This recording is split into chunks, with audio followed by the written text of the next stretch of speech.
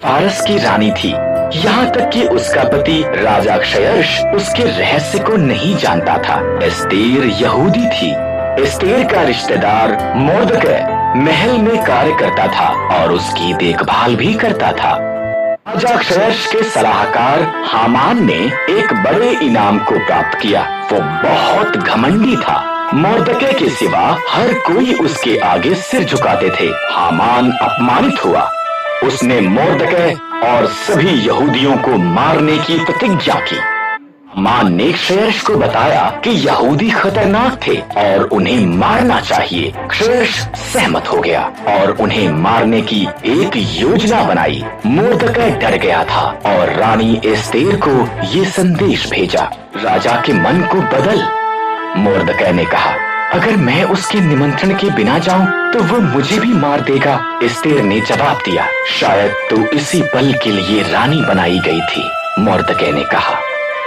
Esther साहस के साथ ये प्रयास करने के लिए सहमत हुई। वो सिंहासन के कमरे में गई।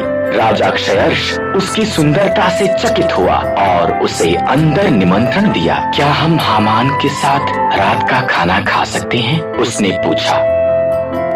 हामान उसके पिछले आंगन में एक बड़े खंभे का निर्माण कर रहा था। उसने इस पर मोर्दकै को मारने की योजना बनाई थी। तब राजा का निमंत्रण आया, इसलिए हामान रात के खाने के लिए महल में गया। एक मनुष्य मुझे और मेरे लोगों यहूदियों को मारना चाहता है, एस्तेर ने राजा क्षयर्ष को बताया। कौन ऐसी बात करेगा?